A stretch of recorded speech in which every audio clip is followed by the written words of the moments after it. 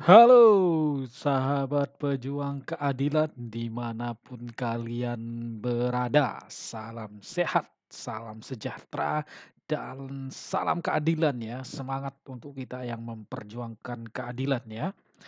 Jadi kembali lagi kita suarakan ketidakadilan yang terjadi dalam penegakan hukum di negeri kita tercinta ini. Jadi ketika para wakil kita tidak mampu dan tidak cenderung abai ya terhadap ketidakadilan yang terjadi dalam penegakan hukum, maka suara rakyat harus lebih nyaring dari suara dewan ya, agar kasus-kasus ketidakadilan seperti ini, seperti yang banyak terjadi kasus Jessica, kasus Vina dan kasus-kasus lainnya itu tidak pernah terjadi lagi dan kasus-kasus tersebut mendapatkan keadilan ya. Jadi hukum itu harus it is what it is ya, apa adanya ya. Tidak boleh sesuai kemauan mereka. Jadi hukum itu harus adil, mampu memberikan keamanan dan kenyamanan bagi seluruh rakyat Indonesia ya. Rakyat jelata, rakyat yang tidak jelata harus mendapatkan kepastian hukum, membuat rakyat nyaman ya. Jadi mari kita suarakan lagi, suarakan terus ya teman-teman sekalian kasus ketidakadilan yang terjadi di negeri kita karena seperti yang sering kita ungkapkan bahwasanya kita sudah sangat jelas melihat sinyal dan pola bahwasanya saat ini no viral no justice. Jadi mari kita viralkan kasus-kasus hukum yang tidak adil yang ditangani secara serampangan dan sembrono ya yang justru mengorbankan rakyat jelata seperti kita ini ya. Jadi kita suarakan terus supaya tidak terjadi lagi ya kasus-kasus seperti ini.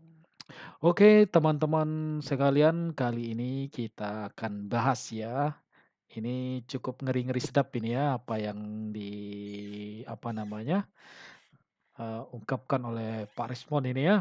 Jadi ini ini berani judulnya kita kasih berani mati dan berani di penjara ya.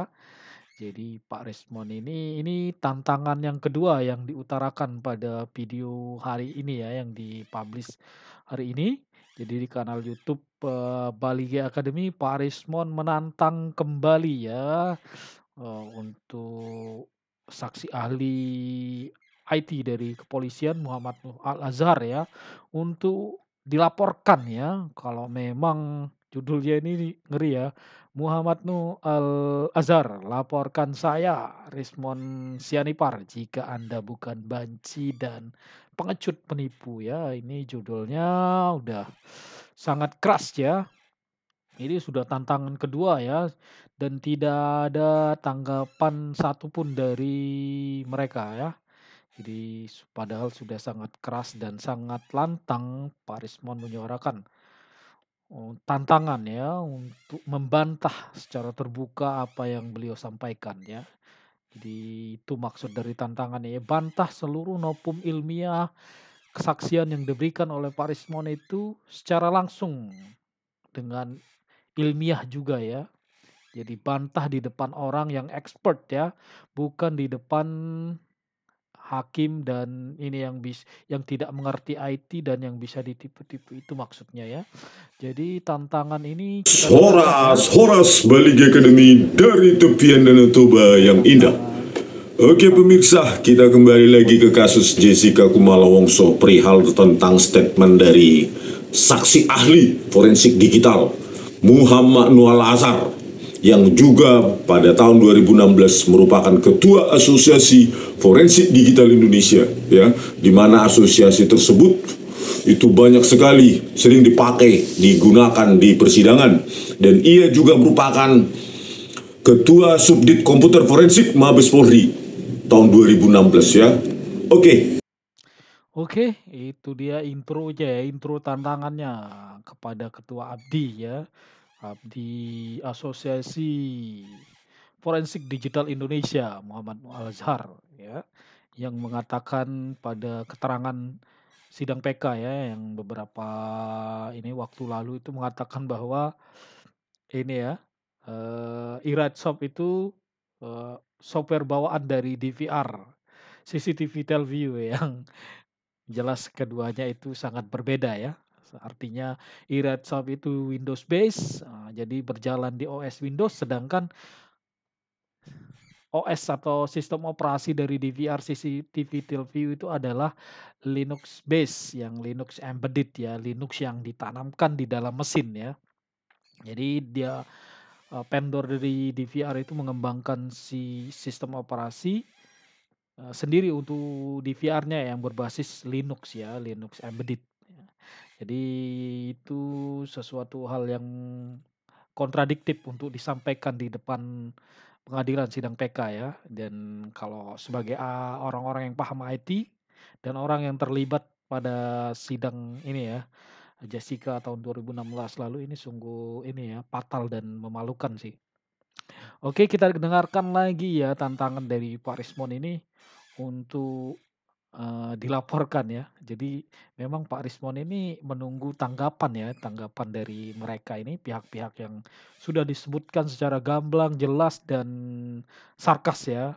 Sarkas dalam artian, beliau ini sungguh benci terhadap apa yang diperbuat ya, bukan secara personal, tapi apa yang dia perbuat untuk memenjarakan anak orang yang tidak bersalah ya, untuk apa, untuk penegakan hukum yang serampangan dengan, eee, bukti digital dimanipulasi, itu yang dia benci ya. Sehingga apa, tantangan demi tantangan selalu dilayangkan, dan nama-nama dari pihak-pihak yang terlibat disebutkan dengan sangat jelas, gamblang, dan itulah ya. Kita dengarkan lagi. Kita apa dulu? Detailnya bagaimana statementnya dia itu pada sidang PK yang lalu? Ya, ini saya ambil dari Detik News ya. Jadi tuduhan bahwasannya ada rekayasa itu tidak benar sama sekali, kata Nuh. Lalu lanjut dia. Malah kalau misalnya saya mau ngomong di agama itu adalah fitnah yang keji dan jahat. Karena itu tidak ada sama sekali. Tidak ada rekayasa sama sekali. Bahkan kita dengan senang hati membukanya di September 2016. Kalau mau periksa ulang silakan. Jadi itu niat baik kita, silakan diperiksa. Juga tetap hasilnya akan sama.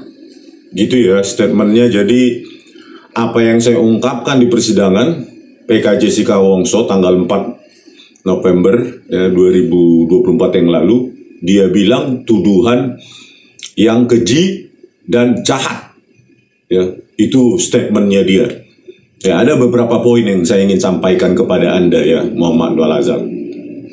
Pertama, Anda itu Kombes Pol, Komisaris Besar Polisi, ya, dan bekerja di Bareskrim, Mabes Polri.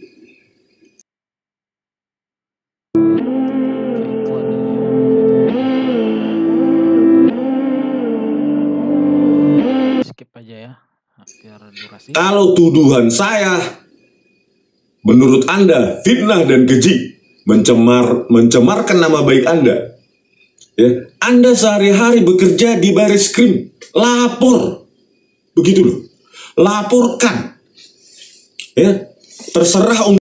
Nah, jadi Pak Rismon itu ini ya, menanggapi tantangan ini, tantangan untuk dilaporkan ini merupakan tanggapan terhadap apa yang disampaikan oleh saksi ahli, Muhammad Nuh Al-Azhar ya pada sidang PK ya. Dia itu memberikan keterangan bahwasanya apa yang disampaikan oleh saksi ahli dari Jessica Kumala Wongso yang tidak lain adalah Pak Rismon itu merupakan fitnah ya. Nah, jadi dikatakan fitnah karena apa yang dilakukan pada 2016 itu apa adanya ya. Jadi bisa dibuka CCTV segala macam ya katanya.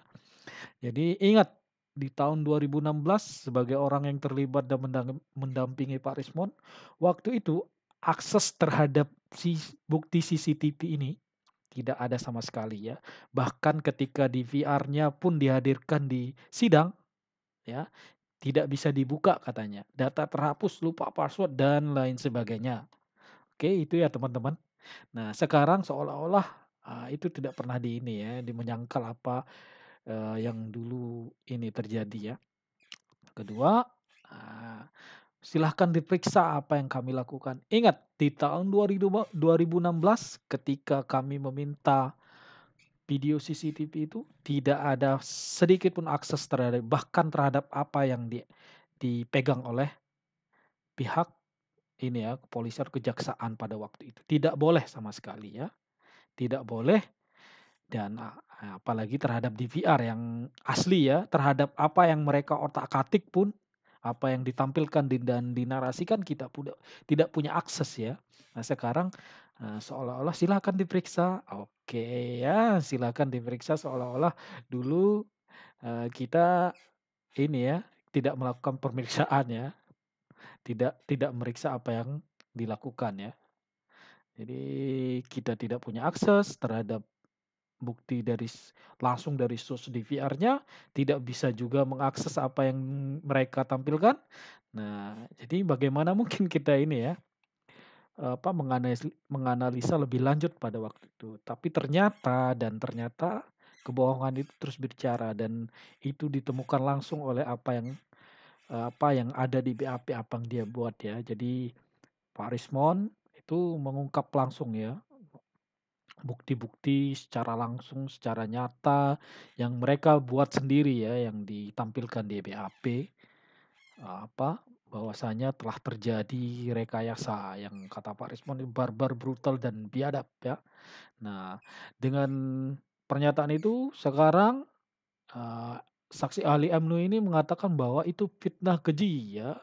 Dan inilah yang Undang-undangnya apa, pasal apa? dan inilah yang membuat Pak Rismon memberikan tanggapan, kalau memang itu fitnah silahkan laporkan saya ya. Jadi Pak Rismon ini sebenarnya dari dulu menunggu tanggapan secara publik ya, secara terbuka, keterangan secara terbuka terhadap apa eh, terhadap apa yang dia sampaikan ya, apa yang dia perjuangkan di dalam sidang. Jadi bantahlah kalau memang menurut kalian salah. Tapi nyatanya ini adalah bukti ilmiah yang tak terbantahkan, di mana pada sidang sendiri pun terungkap bahwa apa namanya mereka membantah melalui memori kontra PK itu membantah metadata salah ketik kan, bingung kita ini. Metadata salah ketik, terus e-write shop, software gratisan, freeware yang digunakan itu adalah software bawaan. Itu pernyataan yang sungguh sangat, oh, wow, sungguh sangat luar biasa ya, memalukan sih kalau di dalam dunia IT. Apalagi dalam kasus penegakan hukum. Karena ini menyangkut hajat hidup orang ya. Jadi sangat luar biasa, ini fatal sekali ya. Sudah memenjarakan anak orang dan memberikan keterangan metadata salah ketik ya. Sungguh luar biasa. Oke, kita lanjut dengan Apa saya tidak mau tahu, laporkan. Kalau Anda tidak benci dan pengecut, ya, poin saya laporkan. Kalau Anda merasa dicemarkan nama baik Anda, saya tuduh. Rismon menunggu untuk dilaporkan ya. Jadi kalau merasa dicemarkan nama baiknya, silahkan laporkan kata Pak Rismon. Karena keterangan-keterangan yang diberikan itu sudah berdasarkan kajian ilmiah yang tak terbantahkan ya. Jadi kalau merasa dicemarkan dengan bukti, cemarkan nama baiknya dengan bukti ilmiah tersebut, Pak Rismon menantang untuk dengan fitnah yang keji dan jahat. Untuk kesekian kalinya untuk dilaporkan ya. Jadi ini memang yang ditunggu-tunggu oleh Pak Rismon. Jadi keberanian ini dari lahir kayaknya ya. Nggak ada takutnya ini. Jadi silahkan Pak Nuh laporkan Pak Rismon kalau Bapak merasa dicemarkan nama baiknya ya. Oke, kita tunggu laporannya Pak Rismon. Sehat selalu untuk teman-teman pejuang keadilan. Mari sebarkan tantangan ini supaya saksi ahli digital forensik dari kepolisian Muhammad Nuh Al-Azhar keluar ya untuk melaporkan Pak Rismon. Oke, teman-teman sahabat pejuang keadilan, semoga kasus ketidakadilan tidak terjadi lagi di negeri kita. Semoga kepolisian Republik Indonesia berbenah ya, tidak menangani hukum secara serampangan, oknum-oknum yang jelek itu dibersihkan lah ya. Jadi kepolisian harus mengakui apa yang diperbuat, kalau memang salah, itu salah, kalau memang benar, itu benar. Tegakkanlah hukum apa adanya. It is what it is, oke? Oke teman-teman, sahabat pejuang keadilan, silahkan tuliskan kolom komentar pendapat kalian di kolom komentar ya terhadap terkait tantangan yang diajukan oleh Pak Rismon ini. Sehat selalu untuk kita semua. Salam hangat dari Lombok yang indah.